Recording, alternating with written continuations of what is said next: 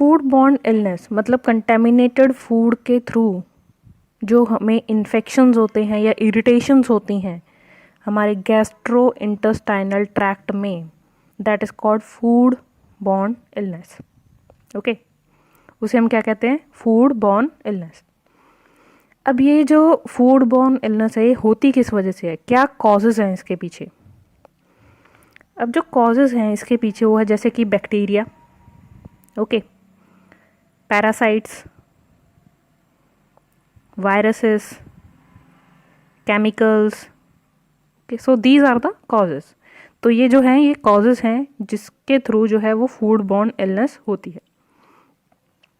अब कुछ food borne illness जो होते हैं वो होते हैं एक्यूट, मतलब थोड़े ही टाइम तक रहते हैं, सडनली होंगे और जल्दी ही जो है वो पर्सन रिकवर कर लेते हैं, वो भी बिना ही किसी ट्रीटमेंट से, मतलब ट्रीटमेंट की ज़रूरत नहीं पड़ती इसमें, एक्यूट में। और कुछ होते हैं लॉन्ग लास्टिंग। इसमें क्या होता है कि आपके या तो जो आपके जो सिम्टम्स हैं वो कुछ देर बाद जो है सामने आएंगे और बिना ट्रीटमेंट के आप ठीक नहीं हो सकते, आपको ट्रीटमेंट करवाना ही पड़ेगा, डायग्नोसिस करना ही पड़ेगा। So either it is acute और लॉन्ग टर्म। अब हम बात करते हैं कि जो जैसे कि हमने कहा कि बैक्टीरिया, वायरस, पैरासाइट्स। अब हम कुछ ऐसे बैक्टीरिया वायरसेस के बारे में बात करते हैं, जैसे कि सबसे पहले हम बात करते हैं ई कोलाई यानी कि एस्चेरिशिया कोलाई। ओके, ये कहाँ पर होता है? ये ह्यूमन इंटेस्टाइन में, ये ह्यूमन के जो इंटेस्टाइन्स में है ये प्रेजेंट होता है एस्चेरिशिया कोलाई बैक्टीरिया। ये आपके या तो आप जैसे कि कंटेमिनेटेड फूड या वाटर के थ्रू आपके अंदर एंटर हो जाएगा। ओके, सिम्टम्स जैसे कि आपको डायरिया, वॉमिटिंग, ओके, क्रैम्प्स, ये सब जो है इसके सिम्टम्स है। अब ये इसमें कि हम इसको कैसे ट्रीट कर पाएंगे, इन सारे बैक्टीरियाज को, वायरसेस को, इससे हम कैसे बच सकते हैं, वो मैं आपको लास्ट में बताऊंगी कि हम इसको कैसे इससे बचा जा सकता है। Second one is norovirus. अब जो नोरोवायरस है ये कंटेजियस है, मेंट कि पर्सन टू पर्सन जो है ये स्प्रेड करता है। ओके, और इसके जो सिम्टम्स होते हैं वो 1 या 2 दिन के बाद स्टार्ट होने शुरू होते हैं, मतलब 1 या 2 दिन के बाद आपको इसके सिम्टम्स जो है वो नज़र आएंगे। इसमें पहला जो सिम्टम्स आपको नज़र आएगा वो आएगा वॉमिटिंग, बार बार आपको वॉमिटिंग होगी। उसके बाद आपको डायरिया होना शुरू हो जाएगा, पानी की कमी होनी शुरू हो जाएगी, क्रैम्प्स होने शुरू हो जाएंगे। ओके, उसके बाद फिर हेडेक, माइल्ड फीवर होगा, मसल में पेन होगा। So these are the symptoms of norovirus. Okay, next है सैल्मोनेला। अब सैल्मोनेला जो है ये इसमें 2 तरीके के इलनेसेस होते हैं, जैसे कि हमारे पास पहला हो गया salmonellosis. Okay, salmonellosis is the first illness caused by Salmonella bacteria. अब इसमें जो है सिम्टम्स आपको दिखेंगे जैसे कि nausea, okay, vomiting, diarrhoea, cramps, fever. So these are the symptoms of salmonellosis. Second is enteric fever. एंट्रिक fever, एंट्रिक fever में भी आपको 2 तरीके के मिलेंगे। एंट्रिक फीवर में आपको मिलेगा जैसे कि एक तो होता है टाइफाइड फीवर और एक होता है पैराटाइफाइड फीवर। अब जो टाइफाइड फीवर होता है वो होता है सैल्मोनेला टाइफाई के थ्रू। ओके, ये आपका ट्रीटमेंट के थ्रू ठीक हो जाता है। ये आप मेडिसिन ले सकते हैं, मेडिकेशंस ले सकते हैं इसके लिए, ये आपका उससे ठीक हो जाएगा। और एक होता है पैराटाइफाइड फीवर। पैराटाइफाइड फीवर जो होता है वो सैल्मोनेला पैराटाइफाई बैक्टीरिया के थ्रू होता है। ये बहुत ही माइल्ड होता है, बिना ट्रीटमेंट के भी ये ठीक हो सकता है। Okay, so these are the 2 types of enteric fever. Mostly ये जो होता है एंट्रिक फीवर, ये आपका जैसे कि वाटर में, आपका ड्रिंकिंग वाटर में अगर सीवेज का जो पानी होता है वो मिक्स हो जाता है अगर, तो भी या एंट्रिक फीवर हो सकता है।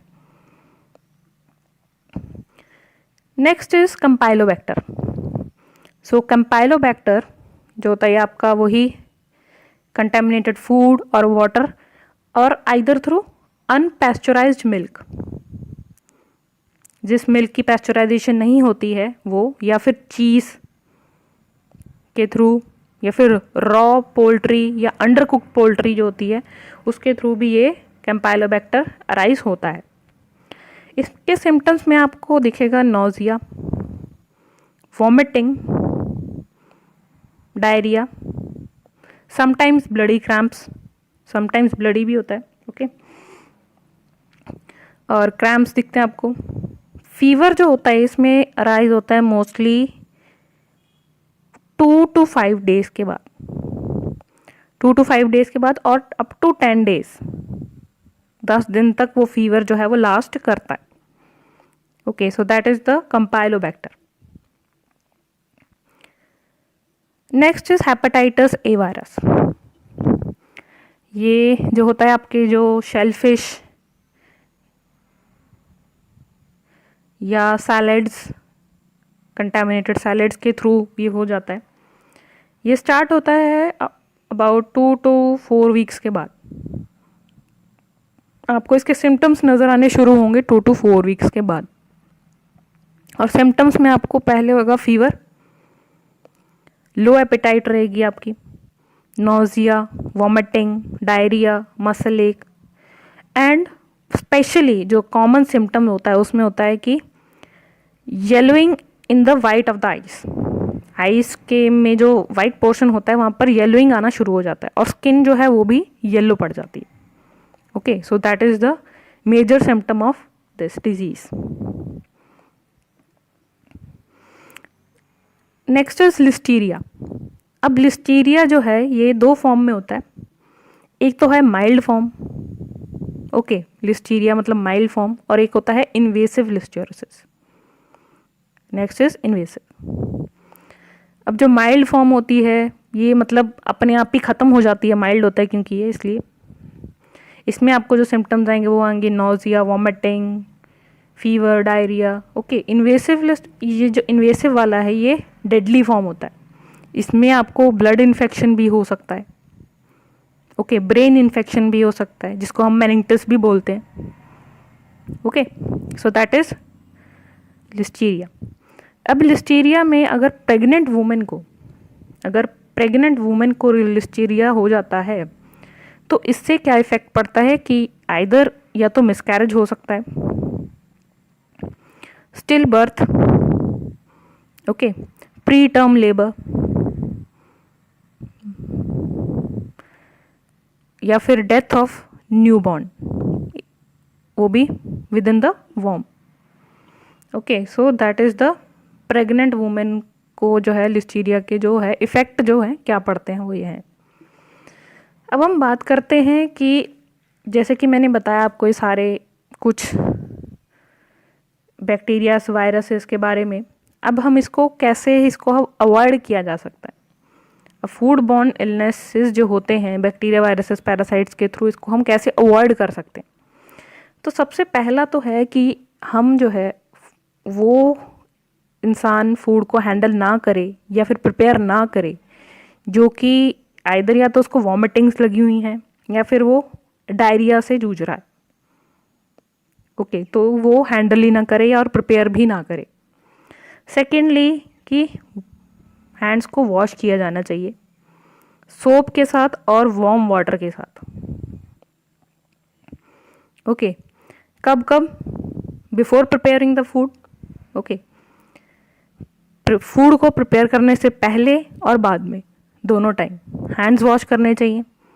जब भी आप रॉ फूड या फिर कुक्ड फूड को हाथ लगाते हैं, मतलब रॉ फूड को जब आपने हैंडल कर लिया, उसका काम ख़त्म हो गया, तब भी आपको उसके बाद भी हैंड्स वॉश करने ही है। फिर कुक्ड फूड को हैंडल करने के पहले भी आपको हैंड्स वॉश करने, ताकि क्रॉस कंटेमिनेशन ना हो।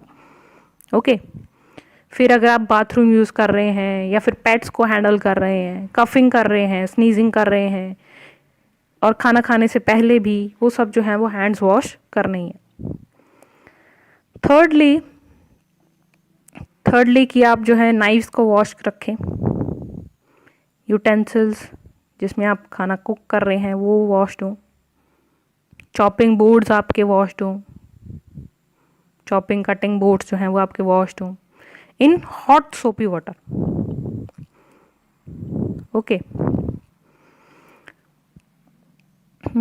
नेक्स्ट इज फोर्थली इज कि जो आप रॉ मीट पोल्ट्री जो भी कुछ लाते हैं उसको अच्छी तरीके से धोकर एक सील्ड बैग में उसको फ्रीज़र में रख दें, ताकि एक तो जो है रॉ चीज़ों का क्रॉस कंटेमिनेशन ख़त्म हो जाए और एक उसमें बैक्टीरियाज वगैरह जो है वो राइज ना हो। और जैसे ही आप कोई भी वेजिटेबल्स लेकर आते हैं, ठीक है, उसको उसी टाइम पर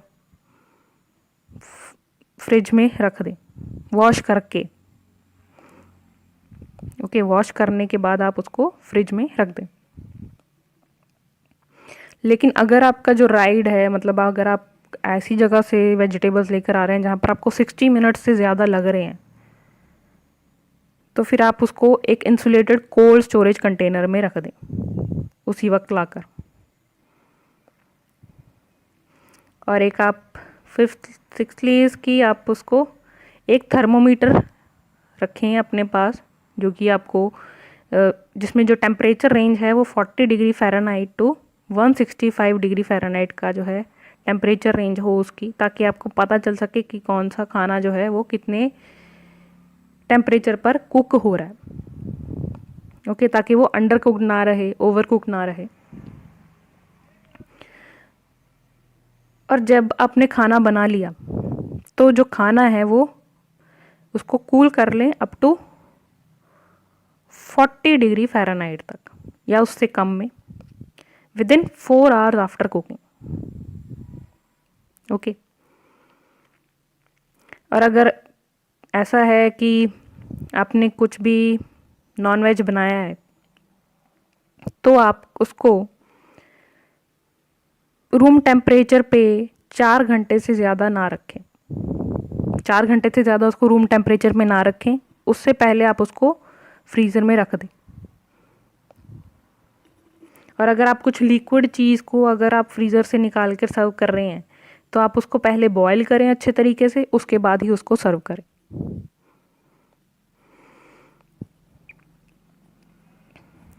अगर आपके रेसिपी में अगर आपकी रेसिपी में कोई अनकुक्ड एग्स जो हैं उसका यूज़ हो रहा है तो आप पैस्चराइज्ड एग का यूज़ करें rather than the shelled eggs. Okay, तो पैस्चराइज्ड एग्स का यूज़ करें rather than the shelled eggs.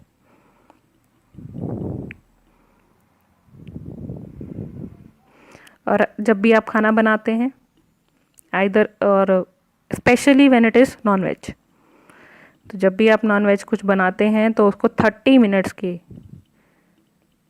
अंदर अंदर आप उसको सर्व कर दें बनाकर। सो दीज आर द जो आप क्या कह सकते हैं कि आप परहेज़ रख सकते हैं ताकि फूड बॉर्न इलनेस जो है वो ना हो, उसको अवॉइड करने के लिए। तो ये आपका जो है वो सारा का सारा जो है टॉपिक वो ख़त्म होता है फूड बॉर्न इलनेस का। तो thank you so much for watching. Please do comment, share and subscribe my channel. Thank you.